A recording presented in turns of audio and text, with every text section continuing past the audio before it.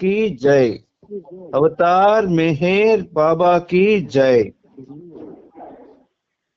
Beloved God, help us all to love you more and more, and more and more, and still yet more, till we become worthy of union with you, and help us all to hold fast to Baba's Daman till the very end.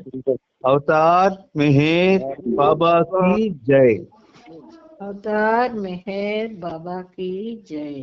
Pritam Meher బాబా, నీవు ప్రసాదించిన ప్రవచన సారమును గ్రహించవలసిన తీరులో గ్రహించి సదవగాహన చేసుకొని వాటిని మా జీవనములలో ఆపాదించుకొని నిజాయితీ తోడను నిర్మల ప్రేమ తోడను వాటిని ఆచరించులాగున మా అందరినీ ఆశీర్వదించు.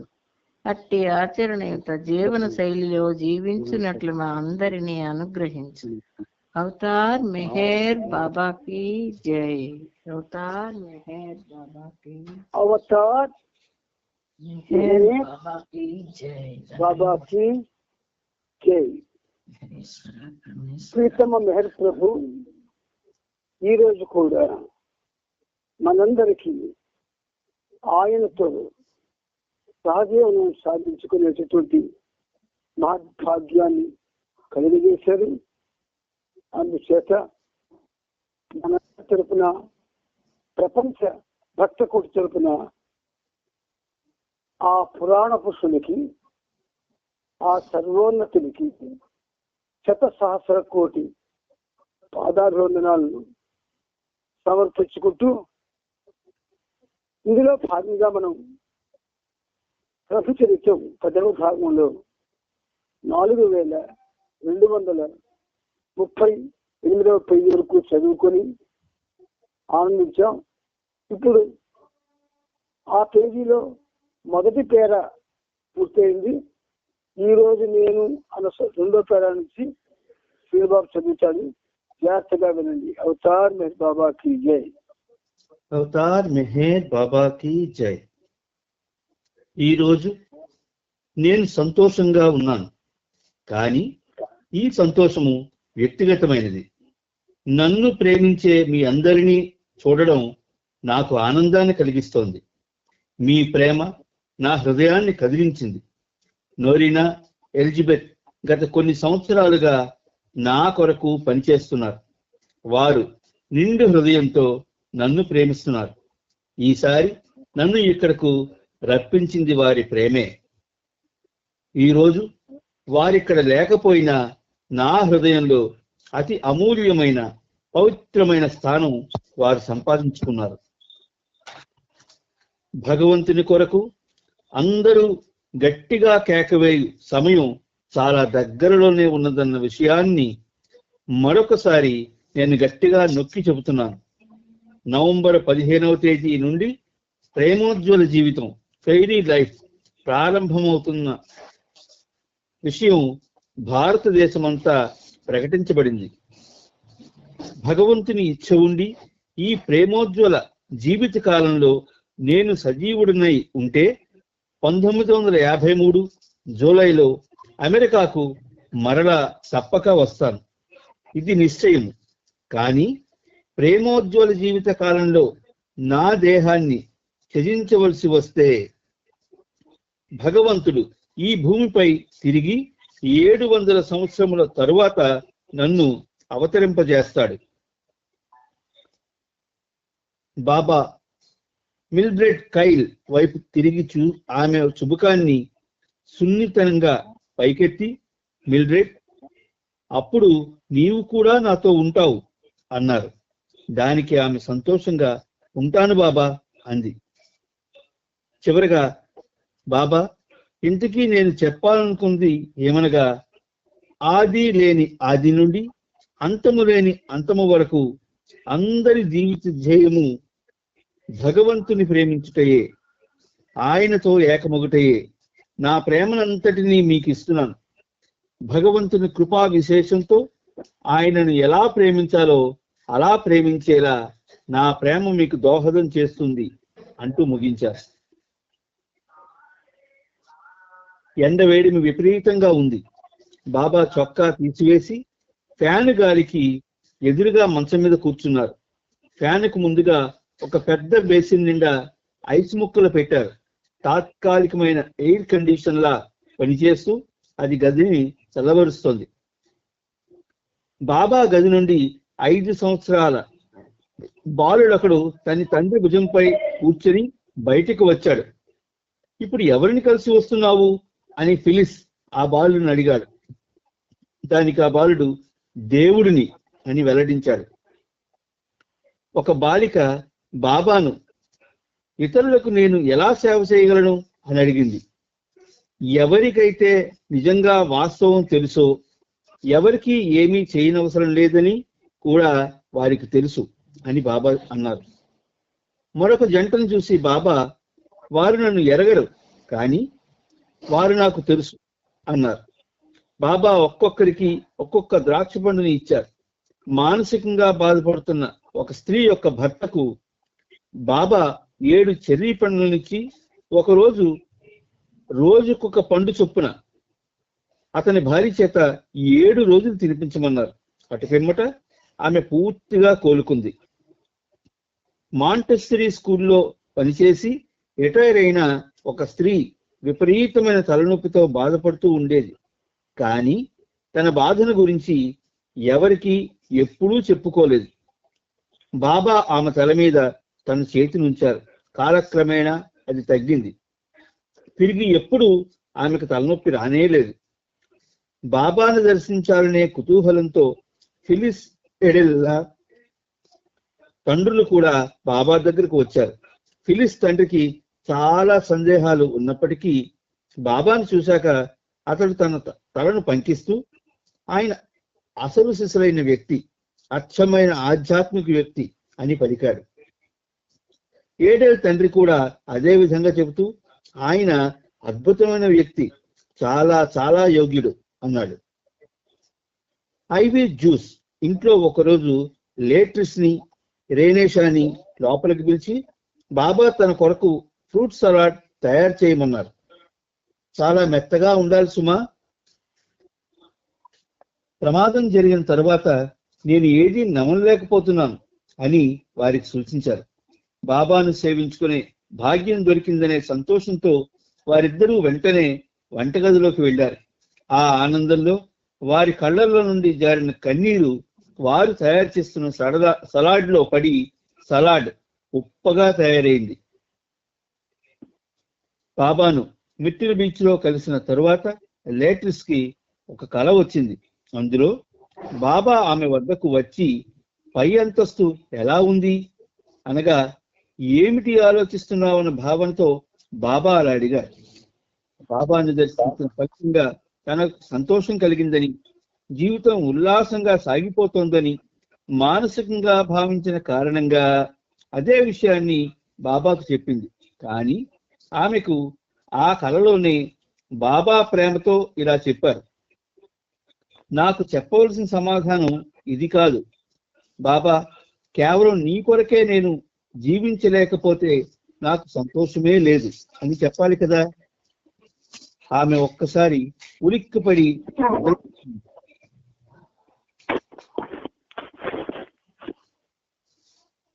వెంటనే ఈ విషయాన్ని రాసుకుంది. తరువాత 1956 సంవత్సరంలో కాలిఫోర్నియాలో బాబాతో టీ తీసుకున్నాక షా కుటుంబ సభ్యులంతా బాబా ముందు కూర్చున్నారు. ఆయన ముందు మౌనంగా అలా కూర్చోవడంలో ఎంతో తృప్తిని పొందారు. కొంత సమయం గడిచిన తర్వాత లేట్రిస్ తనలో తాను, ఎవరు మాట్లాడడం లేదేంటి అనుకుంది. వెంటనే బాబా, మనం మాట్లాడాల్సిన అవసరం లేదు అని చెప్పి షా కుటుంబ సభ్యులు చూస్తూ, వీరంతా నా కొరకే జీవిస్తున్నారు అన్నారు. ఆమెకు తలను బాబా ధృవపరిచారు.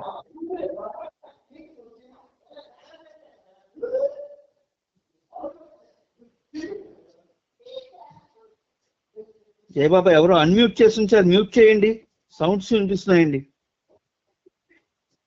ఉన్నారు తమ 3 పిల్లలకు బాబా పాదాల చెంత చుట్టూ నేలపై కూర్చున్నారు. లేట్రిస్ ఆ రోజు జరిగిన సంఘటనను ఇలా గుర్తు చేసుకుంది. ఆ సమయమంతా బాబా ప్రేమను అనుభవిస్తూ కాలానికి అతీతంగా గడిపాం. శాశ్వతత్వంలో అదొక మహత్తరమైన క్షణం, వండర్ఫుల్ మూమెంట్. బాబాను స్వేచ్ఛగా, సంపూర్ణంగా, అరమరికలు లేకుండా ప్రేమించగల అద్భుత క్షణమది. బాబా ఆ నిశ్శబ్దాన్ని భంగపరుస్తూ ఈ ప్రేమే నా ఆహారం అని చెప్పారు. కాసేపటి తరువాత మళ్ళీ డార్విన్ ఒక ఆనిముత్యం లాంటి వ్యక్తి అన్నారు. నిజంగా అదొక దివ్యమైన క్షణం, హెవెన్లీ మూమెంట్. జూలై 21వ తేదీ మధ్యాహ్నం 3:30 బాబా విరిగిన కాలుని పరీక్ష చేయించుకునేందుకు డాక్టర్ వద్దకు వెళ్లారు. ఆ తర్వాత Central Park Zoo, National History మ్యూజియంను బాబా సందర్శించారు. మరొక రోజున డార్విన్, ఫిలిస్, ఐవేజూస్, చార్మియాన్, కీత్ వీరందరూ బాబాతో కలిసి అంతకంటే పెద్దదైన బ్రాంక్స్ జూకి వెళ్లారు. బాబా స్త్రీ మండలి వారితో కలిసి చార్మియాన్ కారులో వెళ్లారు. దాని వెనకే గోహెర్, రానో, కీత్ డార్విన్ కారులో బయలుదేరారు. బాబా కాలుకున్న కట్టును ఇంకా తీయలేదు. అందువల్ల బ్రాంక్స్ జూలో బాబా కూర్చున్న చక్రాల కుర్చీని తోయాల్సిన పని చార్మియాన్కు అప్పగించబడింది.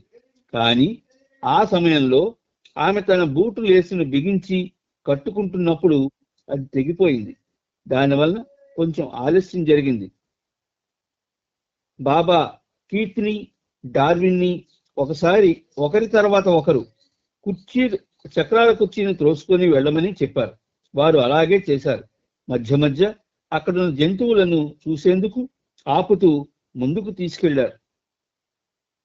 బాబా వివిధ రకాల జంతువులను చూస్తూ ఆనందించారు. ముఖ్యంగా గొరిల్లాని చూసేందుకు ఆసక్తి చూపించారు. పెంగ్విన్లు ఉండే సరస్సు దగ్గర ఆగి చూస్తుండగా ఒక పెద్ద పెంగ్విన్ దర్జాగా ఊగుతూ నడిచి వచ్చి బాబా ఎదుటి నుండి వెళ్ళింది. దాన్ని చూడు అన్నట్లు బాబా డార్విన్ వైపు చూశారు. డార్విన్ తల ఊపుతూ అది చైర్మన్ ఆఫ్ ది బోర్డ్ అన్నాడు. ఇద్దరూ నవ్వుకున్నారు. వెనుకకు తిరిగి వస్తూ డార్విన్, కీత్ తమ కారుని ఎక్కడ నిలిపి ఉంచారో కనిపెట్టలేకపోయారు. బాబా ఒకవైపు చూపిస్తూ అటువైపు వెళ్ళండి అన్నారు. అంతలో వర్షం మొదలైంది. బాబా కాలుకి వేసిన ప్లాస్టర్ తడిసిపోకుండా ఉండాలని వారు బాబాను ఒక చూరు కిందకి తీసుకువెళ్లారు. అంతలో చార్మియాన్ నడుచుకుంటూ వచ్చి వారిని కారు వద్దకు తీసుకువెళ్ళింది. బాబా ఆమె కారులో వెళ్ళిపోయారు. చార్మియాన్ ఒకరోజు మధ్యాహ్నం బాబాను, శ్రీమండలి వారిని రేడియో సిటీ మ్యూజిక్ హాల్ కి తీసుకువెళ్ళింది. అక్కడ వారంతా వేర్ ఈజ్ చార్లీ అనే సినిమాని చూశారు. ఐవీ జ్యూస్ మరొకసారి బాబాను కలిసేందుకై స్కార్స్డేల్ కు వచ్చింది. ఒక సందర్భంలో ఆమె బాబా జీసస్ జీవితం గురించి మరింత సమాచారం ఎప్పటికైనా తెలుసుకోగలమా? 12 ఏళ్ళు 30 ఏళ్ల వయసు మధ్యలో అతని జీవితం గురించి ఏమీ తెలియదు కదా అని అడిగింది. బాబా చిరునవ్వుతో అవును, ఆ విషయం ఆ పుస్తకంలో, ద బుక్ లో ఉంది అంటూ గుంభనంగా చెప్పారు. మాకు ఆ పుస్తకం చదివే అవకాశం లభిస్తుందా అని ఐవీ జ్యూస్ అడిగింది. బాబా అవునన్నట్లు తల ఊపారు. కానీ రానో ఆయన నుండి సరైన సమాధానం రాబట్టాలనే తలంపుతో ఈ జీవితంలోనే ఆ అవకాశం వస్తుందా బాబా అని అడిగింది. బాబా అవునంటూ తల ఊపారు. జూలై 25వ తేదీన సినిమా దర్శకుడు గ్యాబ్రియల్ పాస్కల్ బాబాను దర్శించుకునేందుకై ఐవీ జ్యూస్ ఇంటికి వచ్చాడు. మరునాడు కూడా స్కార్స్డేల్ కు వచ్చి బాబాను కలుసుకున్నాడు. అతన్ని చూసి బాబా చాలా సంతోషించారు. మహాత్మా గాంధీ జీవితాన్ని ఒక సినిమాగా తీయాలనే పాస్కల్ కోరికను గురించి వారిద్దరూ మాట్లాడుకున్నారు. ఒకరోజు మధ్యాహ్నం బాబా క్యాన్సెల్లా డిసైడ్స్ ఉండే అపార్ట్మెంట్ కి వెళ్లారు. అక్కడ ఆమె స్నేహితులు, పరిచయస్తులు 40 మందిని బాబా కలిశారు. మరొక రోజు బాబా శ్రీమండలితో కలిసి ఫ్రెడ్, ఎల్లా వింటర్ఫీల్డ్ ఉండే అపార్ట్మెంట్ కి టీ కొరకు వెళ్లారు. వారిల్లు తూర్పు 66వ వీధిలోని మన్హటన్ హౌస్ ప్రాంగణంలో ఉంది. ఆమె ఇచ్చిన టీ చాలా బాగుందని బాబా మెచ్చుకున్నారు. ఆమెను ఎల్లా ఒక దేవదూత అంటూ పొగిడారు. ఆ సందర్భంలో వారితో బాబా, దేవదూతలకు కూడా భగవంతుని పట్ల ఇలాంటి ప్రేమ ఉండదు. వారికి భగవదనుభవం కావాలంటే వారు ముందు మానవ జన్మను పొందాల్సిందే. ఒక వ్యక్తి భగవదనుభవం పొందిన తరువాత 1 లేక 3 రోజుల్లోపు శరీరాన్ని విడిచిపెట్టడం జరుగుతుంది అని చెప్పారు. ఇక్కడ ఒక విషయం మనం గుర్తుంచుకోవాలి. బాబా చెప్పింది, దేవదూతలకు కూడా భగవంతుని పట్ల ఇలాంటి ప్రేమ ఉండదు అంటున్నారు బాబా. దేవదూతలు అంటే ఒక విధంగా వాళ్ళు స్వర్గంలో వివరించేవాళ్ళు, తత్సంబంధమైన కార్యకలాపాలు వాళ్ళు నిరంతరం చేస్తూ ఉంటారు. అహర్నిశం కూడా వాళ్ళకి వాళ్ళు చేస్తున్నటువంటి లేదా వాళ్ళకి ఆ సర్వసాక్షి ఇచ్చినటువంటి పనులు నిర్వహించడంలో వాళ్ళు కృతజ్ఞులు కావడానికి ఎప్పుడు ఎదురు చూస్తుంటారు తప్ప భగవంతుడిని ప్రేమించాలి, అందులో మానవ రూపంలో ఉన్న భగవంతుడిని ప్రేమించాలి అనేటటువంటి పరిస్థితులు వాళ్ళకి రావు. అందుచేత బాబా దేవదూతలకు కూడా భగవంతుని పట్ల ఇలాంటి ప్రేమ ఉండదు. అంటే మానవులు మనం దేవుడు అన్నది మనకి ఒక విధంగా మన యొక్క ఊహలకి కానీ లేదా మన మేధస్సుకి కానీ లేదా మన ఏ చర్యలకు కూడా అందనటువంటిది భగవంతుడైనటువంటి ఒక విషయం. అందుచేత దానికి బాబా ఏం చేశారు, మనకి తరతరాల నుంచి కూడా యుగాల నుంచి కూడా అనేక విధాలుగా మానవ జీవితాన్ని భగవంతుడి వైపు మరల్చి అనేక విధాలుగా భగవంతుడిని ఆరాధించే విధానాలు భగవంతుడితో మనకి ఒక విధంగా అలవాటు చేశాడు ఆయన. కానీ ఇప్పుడు ఈ అవతారంలో నన్ను ప్రేమించడమే ఈ ప్రధానమైనటువంటి కర్తవ్యం అన్నాడు ఆయన. ఈ ప్రేమించుట అనేది మనకి ఈ అవతారంలో మాత్రమే అది తెలియజేయబడింది. భగవంతుణ్ణి ప్రేమించుట అదొక్కటి చాలు. లవ్ మీ అబౌవ్ ఆల్ అంటాడు. ఈ అబౌవ్ ఆల్ అంటే మనకు అర్థం కాలేదు. అన్నిటికంటే అతీతంగా నన్ను ప్రేమించండి. అటువంటి ప్రేమ ఇక్కడ మనకి చరిత్రలో చూపించినటువంటి ఆ విదేశీయులు, ముఖ్యంగా స్త్రీలు ఆయనకి కనబడడంతో ఆయన చాలా స్వచ్ఛతపడ్డాడు వాళ్ళని చూసి. అందుకే ఒక విధంగా వాళ్ళకి చిన్న చిన్న పొగడ్తలు చేస్తూ ఉంటాడు ఆయన. ఆ పొగడ్తలో ఒకటే, దేవదూతలకు కూడా భగవంతుని పట్ల ఇలాంటి ప్రేమ ఉండదు అని అంటూ భగవంతుడిని ప్రేమించవలసిన విధంగా బాబా చెప్పినట్టు ప్రేమించగలిగే వాళ్ళకి ఇప్పుడున్న మానవుల్లో ఎవరైనా ప్రయత్నం చేస్తే తప్పకుండా ఆయన సన్నిధించే అవకాశం వస్తుంది. ఎందుకంటే అటువంటి అవకాశం బాబా అవతారాలు ఇచ్చారు కనుక. కానీ ఆ దేవలోకం ఉండే వాళ్ళకి యక్ష కిన్నెర గరుడు గంధర్వ పురుషాదులు ఎవరికి కూడా అవకాశం లేదు. వాళ్ళ తాలూకా కర్తవ్యాలు ఫిక్స్ అయిపోతాయి సకల సృష్టి మళ్ళీ నాశనమయ్యే వరకు. అందువల్ల వాళ్ళు భగవంతుడి వైపు తిరిగి భగవంతుడి కోసం మానవ రూపంలో వచ్చిన భగవంతుడి కోసం వాళ్ళు ఏమి చేయలేరు. అది మనం చేయగలం. అందుచేత బాబా అంటున్నారు కదా, వారు భగవద్ అనుభవం కావాలంటే ముందు మానవ జన్మ పొందాల్సిందే. మనం మరి మానవ జన్మ పొందాం, ఏం చేస్తున్నాం అంటే ఏవేవో చేస్తున్నాం, ప్రేమించడం తప్ప. చూడండి, ఇది మన ఇళ్లలో స్పష్టంగా కనబడుతుంది. జన్మనిచ్చిన తల్లిదండ్రుల్ని ప్రేమించడం తప్ప మిగతావన్నీ చేస్తారు పిల్లలు. ప్రేమించిన వాడు ఏడవుతాడు, ఏం చేస్తాడు? చెప్పిన మాట వింటాడు, విధేయుడిగా జీవిస్తాడు, వాడి చర్యలతో తల్లిదండ్రుని ఆనందపరుస్తాడు. అలాంటి పిల్లలేది? మరి బాబా కుటుంబంలో, బాబా ఫ్యామిలీస్లో ఆయన్ని అలా అన్నిటికంటే అతీతంగా నన్ను ప్రేమించండి అని ఆయన మనతో చెప్పినప్పుడు అన్నిటికంటే అతీతంగా ప్రేమించిన ఒక్క పిల్లలు లేడు ఇక్కడ, ఒక్క మానవుడు లేడు, ఒక్క స్త్రీ లేదు. అందుచేత ఆ విషయాన్ని ఆయన ప్రత్యేకించి మనకి ఇండైరెక్ట్ గా, అంటే నేరుగా, ఇండైరెక్ట్ గా, డైరెక్ట్ గా, నేరుగా, ఇండైరెక్ట్ గా, పరోక్షంగా కూడా ఆయన మనకి నొక్కి వక్కాడుస్తూ ఉన్నాడు. దయచేసి అందరూ గ్రహించండి, ప్రేమించడం ఒక్కటి చాలు. ఆయన్ని ప్రేమించవలసిన విధంగా ప్రేమించే చర్య అదొక్కటి చాలు, మిగతావేమీ చేయవలసిన అవసరం లేదు. అలాగని ఇప్పుడు మీరు అలవాటు పడ్డం మానవలసిన అవసరమూ లేదు. అలవాటు పడిపోయారు కాబట్టి చేయండి, కానీ ప్రేమించండి, అన్నిటికంటే అతీతంగా ప్రేమించండి. అది బాబా ఇక్కడ మనకి కొంచెం సూచనగా తెలియజేస్తున్నారు. ముందుకెళ్ళినా భగవద్ అనుభవం గురించి మార్గరెట్ కొంచెం కూడా పట్టించుకోకపోవడం గురించి బాబా ఆమెను ఎగతాళి చేశారు.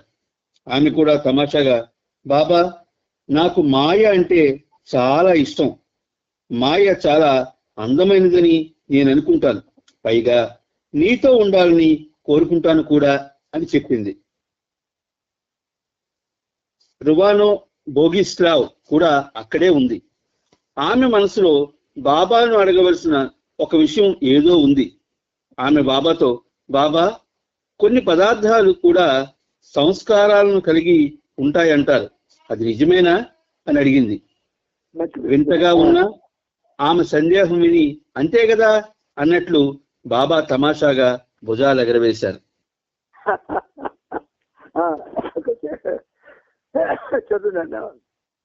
రువాను ఇంకా చెప్పడం కొనసాగించింది. 1936 సంవత్సరంలో మీరు నన్ను ఇండియా రమ్మని పిలిచినప్పుడు నా దగ్గర డబ్బు లేదు.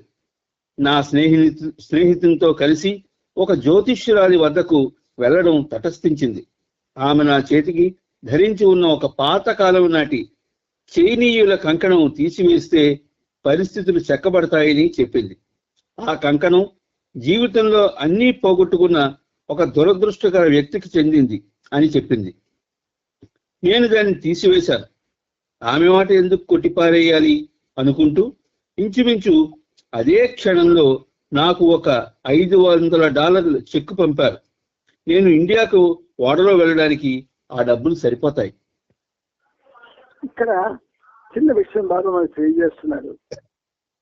అవతార పురుషుడు, చెప్పినవాడు అవతార పురుషుడు. అంచేత అది చిన్న విషయమైనా పెద్ద విషయమైనా మనకి చాలా ముఖ్య విషయం అవుతుంది. ఈయన చేతికి ఉన్నటువంటి పాతకాలం నాటి చైనీయుల కంకణం సాధారణంగా ముచ్చటపడి మనం అందరం కూడా మన సమావేశ సంఘంలో చాలా మంది పాతవి కంకణాలు, గాజులు, జాకెట్లు, పూసల దండలు వేసుకుంటూ ఉంటారు. వాటికి అప్పుడు ఎవరైతే అవి ధరించారో వాళ్ళ యొక్క సంస్కారాలు ఉంటాయి. అందుచేత అటువంటి పాతకాలపు వస్తువుల్ని మనం ఒక విధంగా అది ధరించకూడదు. బాబా మనకేమన్నాడు? మీరు నాతో ఉన్నప్పుడు మనం లాకెట్లు తర్వాత బిళ్ళలు గట్రా పెట్టుకుంటున్నాం కదా, అది ఆయన కొంతమంది లాకెట్లు చేసి తెచ్చి బాబాకి ఇస్తే అవి చేతితో స్పర్శించి పంచాడప్పుడు, అలాగే ఫోటోలు పంచాడు ఆయన స్వయంగా అందించిన వస్తువులు కాబట్టి మనం అవి ధరించవచ్చు. కానీ ముచ్చటకో లేదు ఎవరో ఇచ్చారనో లేదు దొరికిందనో పాతకాలం నాటివి మాత్రం ఎవరూ ధరించకండి. దీని మీద చాలా చాలా కథలు ఉన్నాయి, అవి ఇప్పుడు చెప్పను నేను, కానీ ఇది ముఖ్యమైన విషయం. ముందుకెళ్ళినా బాబా అక్షర ఫలకంపై ఆమెకు సూచించిన మాటలను బాబా సోదరి మణి చదివి వినిపించింది. అది నిజం. కొన్ని పదార్థాలు, కొన్ని జీవులు పరిణామక్రమంలోని 4 దశల్లో సంస్కారాలను పోగు చేసుకుంటాయి. కొన్ని లోహాలు, కొన్ని విలువైన రాళ్ళు, నల్లటి ఊరు, పిల్లులు, కుక్కలు సంస్కారాలను కలిగి ఉంటాయి. కానీ ఈ విషయాన్ని గురించి ఇంకా ఎక్కువ చెప్పుకుంటే మూఢనమ్మకాలు ఏర్పడవచ్చు అన్నారు. రువాను వచ్చింది. రువాను మళ్ళీ మీతో ఇండియాలో ఉండొచ్చా అని అడిగింది. దానికి బాబా ఉండవచ్చు అని సమాధానం ఇచ్చారు.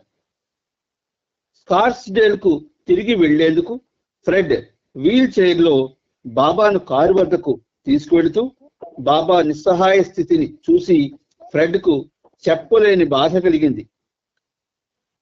బాబా, అవతారుడు ఎందుకింత బాధను అనుభవించాలి అని బాబాని అడిగాడు. ఇంతకు ముందు అదే జరిగింది, ఇప్పుడు అదే జరుగుతుంది, ఇక ముందు కూడా అలాగే జరుగుతుంది అన్నారు బాబా. స్కార్స్డేల్లో బాబాకు, స్త్రీ మండలికి వంట చేసేందుకు ఆల్బెట్టా అనే నల్లజాతి స్త్రీని ఎలిజబెత్ నియమించింది. ఆమె అంతకు ముందు న్యూయార్క్ లో ఎలిజబెత్ దగ్గర పనిచేసింది. ఇప్పుడు బాబా కొరకు వంట చేయడానికి ఫిలిస్ ఆమెను తీసుకొచ్చింది. తనకు భోజనం తీసుకురమ్మని రానోను బాబా పంపించాడు. ఆ సమయానికి ఇంకా భోజనం సిద్ధం కాలేదు. రానో వంట మనిషితో, ఇది బాబాకు భోజన సమయం, ఇంకా ఎందుకు భోజనం తయారవ్వలేదు? ఈ పాటికి అన్నీ సిద్ధం చేయాలి కదా. ఏ విషయంలోనైనా సరే అనుకున్న సమయం ప్రకారం పని చేయడంలో బాబా చాలా ఖచ్చితంగా ఉంటారు. ఎందుకు ఆలస్యం అయ్యిందని అడుగుతూనే ఉన్నారు. బాబాకు కోపం తెప్పించకుండా అన్ని సరైన సమయంలో సిద్ధం చేయడానికి నీవు తప్పక ప్రయత్నం చేయాలి అంది. రానో తన మీద అధికారం చలాయిస్తోందన్న ఆలోచనతో ఆ వంట ఆమె కోపంగా రానోను దూషించింది. వాస్తవానికి బాబాకు కోపం తెప్పించే పరిస్థితి రాకూడదనే ఉద్దేశంతో ఆల్బెట్టాకు రానో ఈ విషయం గురించి వెలుస్తుంటే దానికి అర్థం చేసుకోకుండా ఆమె రానోను కోపగించుకుంది. అకారణ కోపానికి ఆక్రోశంతో రానో బాబా దగ్గరకు వచ్చి కన్నీళ్లతో జరిగిన విషయం చెప్పింది. దానికి బాబా, నన్ను ప్రేమిస్తున్నావా అని రానోని అడిగాడు. రానో అవునంది. అయితే వెళ్ళి క్షమించమని అడుగు అని బాబా అన్నారు. దానికి బదులుగా ఎవరైనా క్షమాపణ అడగాలంటే అది అని చెప్పబోయి రానో తన తప్పులు తెలుసుకొని బాబా, ఆమెను క్షమాపణ అడగడానికి నేను వెళుతున్నాను అంది. కానీ బాబా, ఇప్పటికే సమయం దాటిపోయింది అన్నారు. బాబా నిరుత్సాహంతో కూడిన చూపుతో, అక్కర్లేదు, నేను చెప్పిన వెంటనే నీవు వెళ్ళి ఉంటే దానికి ప్రయోజనం ఉండి ఉండేది. ఇప్పుడు నీవు చెప్పే క్షమాపణలో అర్థం లేదు. ఆ అవకాశం పోగొట్టుకున్నావు. ఇప్పుడు అడిగి ప్రయోజనం ఏముంది అన్నారు. ఆ విధంగా ఆ రోజు రానో విధేయత గురించి ఒక చక్కటి గుణపాఠం నేర్చుకుంది.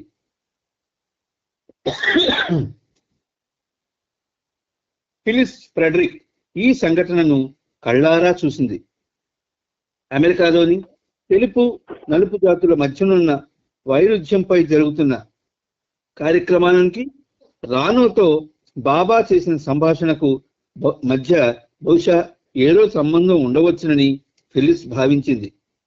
బాబా అమెరికా నుండి బయలుదేరి వెళ్ళిపోగానే పౌర హక్కుల చట్టం, సివిల్ రైట్స్ యాక్ట్ పార్లమెంట్లో ఆమోదించబడింది. బాబా స్కార్స్డేల్లో ఉన్న సమయంలోనే ఐవీ జ్యూస్ తో విడిగా కూర్చొని కొన్ని విషయాలను గురించి చర్చిస్తుండగా మరొక సంఘటన చోటు చేసుకుంది. బాబా మరియు ఐవీ జ్యూస్ ఉన్న గదిలోకి నీగ్రో కుక్ ఆల్బెట్టా వచ్చింది. ఆమె చేతిలోని ఒక కవర్ ఉంది. ఆమె బాబాతో, మీకు నా పిల్లలను చూపించాలనుకుంటున్నాను అంటూ తన చేతిలోని కవర్ నుండి కొన్ని ఫోటోలను బయటకు తీసింది. బాబా ఉన్నట్టుండి ఆల్బెట్రా నుండి నా వైపుకు, నా నుండి మరలా ఆమె వైపుకు చూపు మరలుస్తూ చూడసాగారు. ఇదంతా ఏమిటో అర్థం కాక ఆశ్చర్యంలో మునిగిపోయాం.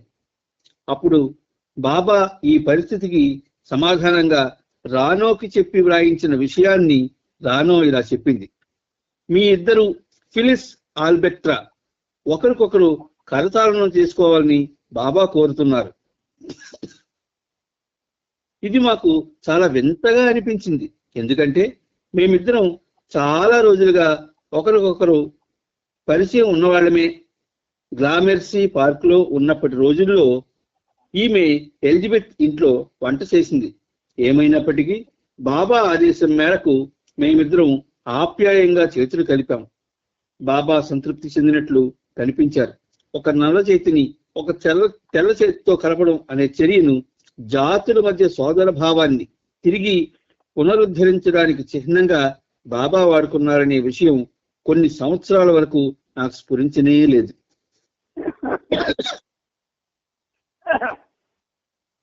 స్కాట్స్డేల్లో ఉన్నప్పుడు